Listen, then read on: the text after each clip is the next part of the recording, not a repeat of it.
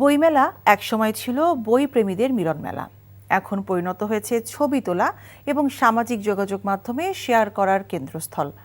বই বিক্রেতাদের অভিযোগ, মেলায় ভিড় বাড়লেও অনেক দর্শনার্থী শুধু ছবি তুলেই চলে যান, কিন্তু কেনেন না কোনো বই। এদিকে তসলিমা নাসরিনের নিষিদ্ধ বই বিক্রয়কে কেন্দ্র করে মেলায় বিশৃঙ্খলা সৃষ্টি হয়। পরে পুলিশ পরিস্থিতি নিয়ন্ত্রণে আনে। মেলার দশম দিনে নতুন বই এসেছে মোট ৮৪টি। সাদরিনা খন্দকারের রিপোর্ট। বইমেলার সঙ্গে সাহিত্য প্রেমীদের জড়িয়ে আছে আবেগ, ভালোবাসা ও সাংস্কৃতিক চেতনাবোধ। এই মেলা শুধুই বই কেনা বেচার জায়গা নয়, বরং সাহিত্য সংস্কৃতির মিলন মেলাও। কিন্তু প্রকাশকরা বলছেন, এখন বইমেলা কিনতে আগ্রহ কম দর্শনার্থীদের। ছবি তোলাতেই মেলার আসল আনন্দ তাদের। দর্শনার্থীরা অনেকেই বলছেন, বই কেনার সাথে মেলায় ঘুরে বেড়ানো, বন্ধুদের সঙ্গে ছবি তোলা এবং বিভিন্ন স্টলে ফটোশ্যুট করাই এখন বেশি জনপ্রিয় হয়ে উঠেছে।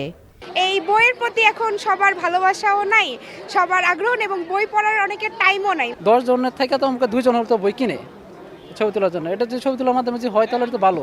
বই বিক্রেতারা জানান, আগে যেখানে বিক্রি হতো শত শত বই, সেখানে বর্তমানে বিক্রি কমেছে ব্যাপকভাবে। এখন আগে 4-5 জন ছিল, এরা হচ্ছে ছবি তোলার জন্য আসছে, কিন্তু আরও যে 2-1 পাঠক আসবে, এদের দেখার কারণে পাঠকরা অন্য পাশে চলে যায়। শুধুমাত্র সেলফি তোলার জন্য এবং ঘোরাঘুরির জন্য বেশি মেলায় আসছে আর কি। তসলিমা নাসরিনের নিষিদ্ধ বই প্রকাশের জেরে প্রকাশকের সাথে বাকবিতণ্ডায় জড়ায় শিক্ষার্থীরা। পরে পুলিশ পরিস্থিতি নিয়ন্ত্রণে আনে। এই 128 নম্বর যে স্টলটা, এই স্টল বন্ধ থাকবে। নিষিদ্ধ ঘোষিত কোনো বই যদি বিক্রি করে থাকে, সেটার জন্য আমাদের আইন আছে, প্রচলিত আইনে আমরা মামলা করব।